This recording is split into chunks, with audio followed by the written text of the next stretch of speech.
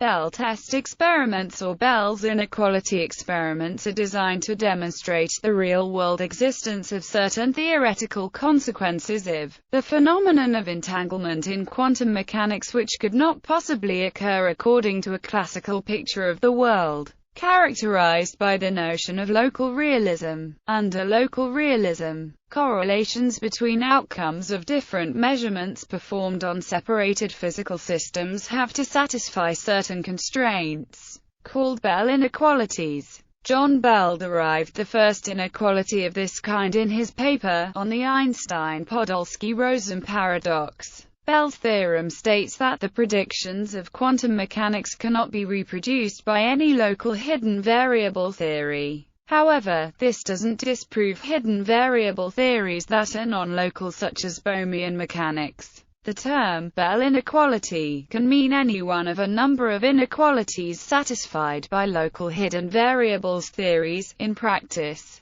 in present-day experiments, most often the CHSH, earlier the CH74 inequality, all these inequalities, like the original inequality of Bell, by assuming local realism, place restrictions on the statistical results of experiments on sets of particles that have taken part in an interaction and then separated. A Bell test experiment is one designed to test whether or not the real world satisfies local realism. Conduct of optical Bell test experiments. In practice, most actual experiments have used light, assumed to be emitted in the form of particle-like photons, rather than the atoms that Bell originally had in mind. The property of interest is, in the best-known experiments, the polarization direction, though other properties can be used. Such experiments fall into two classes, depending on whether the analyzers used to have one or two output channels. A typical CHSH experiment. The diagram shows a typical optical experiment of the two-channel kind for which Alan Aspect set a precedent in 1982. Coincidences are recorded, the results being categorized as plus, minus, or minus, and corresponding counts accumulated. 4 separate sub-experiments are conducted, corresponding to the 4 terms E in the test statistic S shown below. The settings A, B and B are generally in practice chosen to be 0, 45 degrees, 22.5 degrees and 67.5 degrees respectively. The Bell test angles, these being the ones for which the quantum mechanical formula gives the greatest violation of the inequality. For each selected value of A and B, the numbers of coincidences in each category are recorded. The experimental estimate for E is then calculated as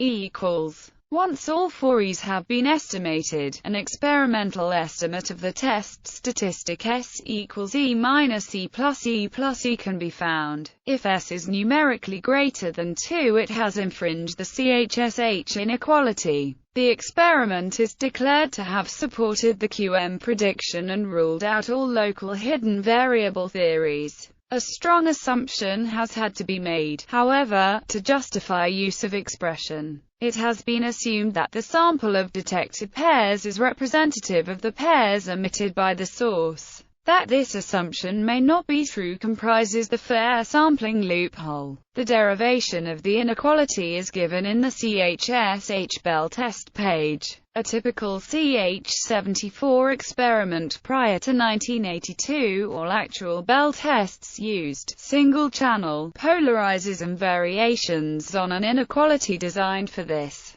setup. The latter is described in Clauser, Horn, Chamonix and Holt's much-cited 1969 article as being the one suitable for practical use. As with the CHSH test, there are 4 sub-experiments in which each polarizer takes one of 2 possible settings. But in addition, there are other sub-experiments in which one or other polarizer or both are absent. Counts are taken as before and used to estimate the test statistic. S equals minus n plus n plus n minus n minus n, where the symbol infinity indicates absence of a polarizer. If S exceeds 0, then the experiment is declared to have infringed Bell's inequality and hence to have refuted local realism. In order to derive, CHSH in their 1969 paper had to make an extra assumption, the so-called fair sampling assumption. This means that the probability of detection of a given photon, once it has passed the polarizer, is independent of the polarizer setting.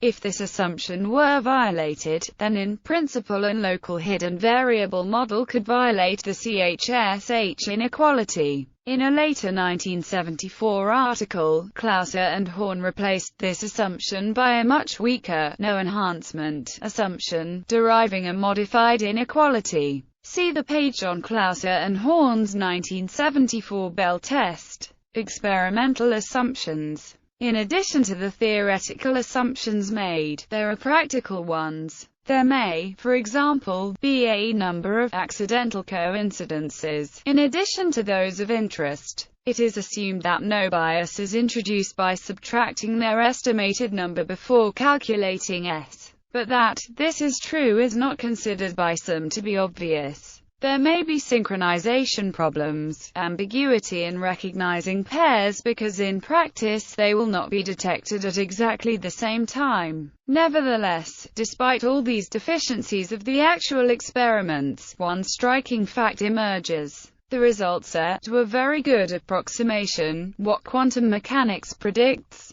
If imperfect experiments give us such excellent overlap with quantum predictions, most working quantum physicists would agree with John Bell in expecting that, when a perfect Bell test is done, the Bell inequalities will still be violated. This attitude has led to the emergence of a new subfield of physics which is now known as quantum information theory. One of the main achievements of this new branch of physics is showing that violation of Bell's inequalities leads to the possibility of a secure information transfer, which utilizes the so-called quantum cryptography. Notable experiments. Over the past 30 or so years, a great number of Bell test experiments have been conducted. The experiments are commonly interpreted to rule out local hidden variable theories, and recently an experiment has been performed that is not subject to either the locality loophole or the detection loophole. An experiment free of the locality loophole is one where for each separate measurement and in each wing of the experiment,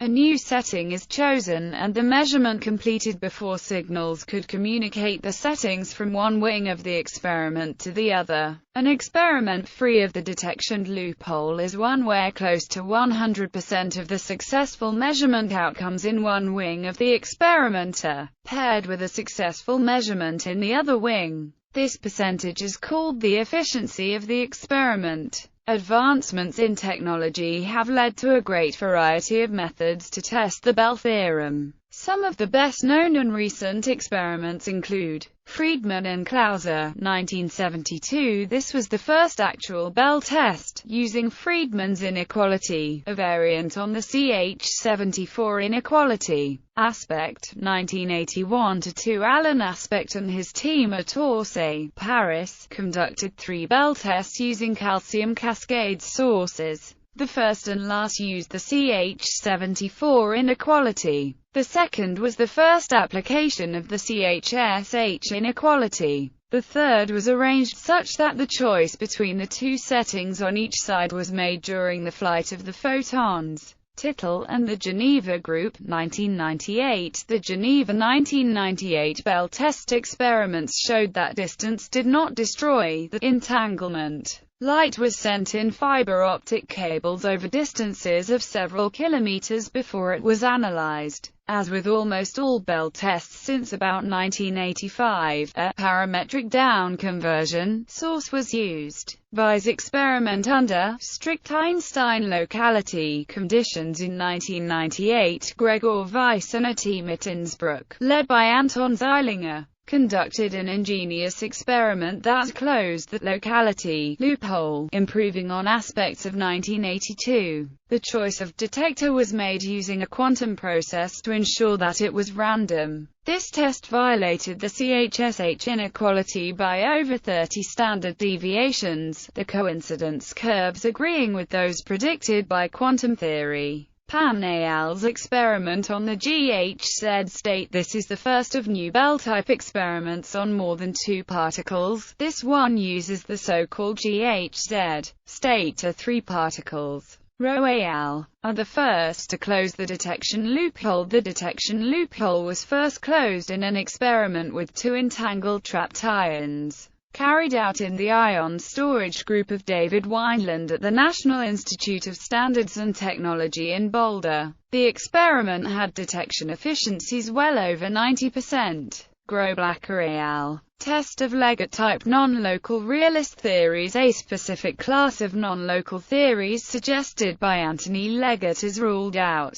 Based on this, the authors conclude that any possible non-local hidden variable theory consistent with quantum mechanics must be highly counterintuitive. Salat et al. Separation in a Bell test. This experiment filled a loophole by providing an 18 km separation between detectors, which is sufficient to allow the completion of the quantum state measurements before any information could have traveled between the two detectors. Antsman et al. Overcoming the detection loophole in solid state. This was the first experiment testing Bell inequalities with solid-state qubits. This experiment surmounted the detection loophole using a pair of superconducting qubits in an entangled state. However, the experiment still suffered from the locality loophole because the qubits were only separated by a few millimeters. Justina et al. Larson et al. Overcoming the detection loophole for photons. The detection loophole for photons has been closed for the first time in a group by Anton Zeilinger, using highly efficient detectors.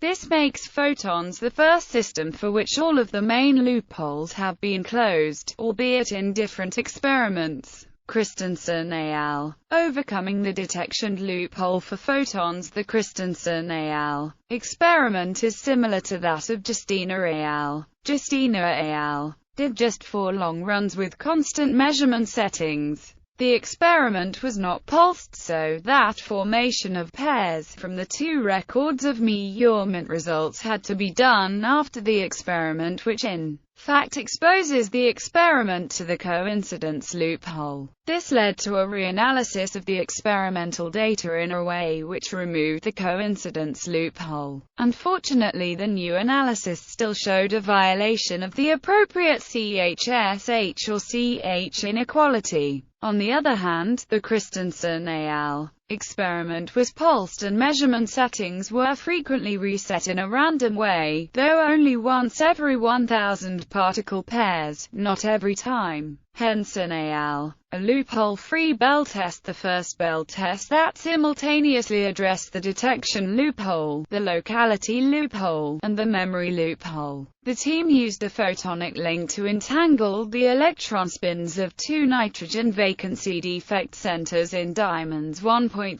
km apart and measured a violation of the CHSH inequality, rejecting the local realist hypothesis. Justina et al., Sham et al. Loophole-free Bell tests with photons. 2 simultaneously published loophole-free experiments with entangled photons corroborated the result of Henson et al. 2.5 months later, the teams realized high data rates and obtained a Bell inequality violation with high statistical significance. Notably, the experiment by Sham et al. also combined 3 types of random number generators to determine the measurement basis choices. One of these methods, detailed in an ancillary file, is the cultural pseudorandom source, which involved using bit strings from popular media such as the Back to the Future films, Star Trek, Beyond the Final Frontier, Monty Python and the Holy Grail, and the television shows Saved by the Bell and Doctor Who. Loopholes.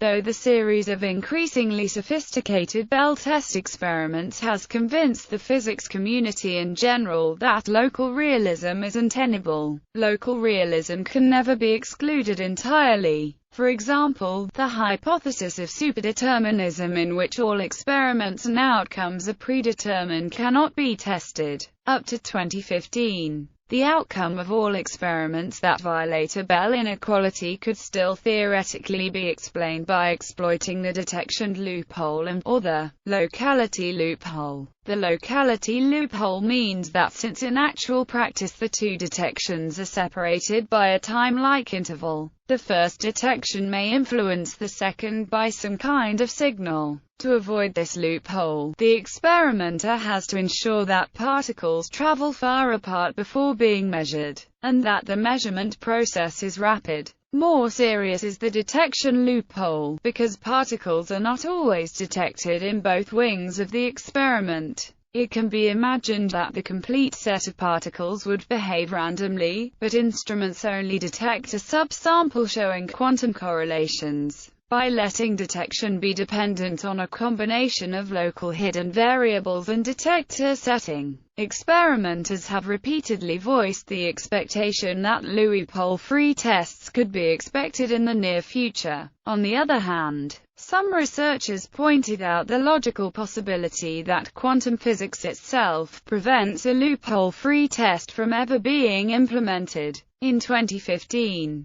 a loophole-free Bell violation was reported using entangled diamond spins over 1.3 kilometers and corroborated by 2 experiments using entangled photon pairs. The remaining possible theories that obey local realism can be further restricted by testing different spatial configurations, methods to determine the measurement settings, and recording devices. It has been suggested that using humans to generate the measurement settings and observe the outcomes provides a further test. Dr. Kaiser thinks a remaining weakness of the current experiments is that the systems used to add randomness to the measurement may be predetermined in a method that was not detected in experiments. In an attempt to try to further restrict this possibility, a team will try an experiment to ensure the independence of measurement detectors by capturing light from distant objects on different sides of the Milky Way galaxy in 2015,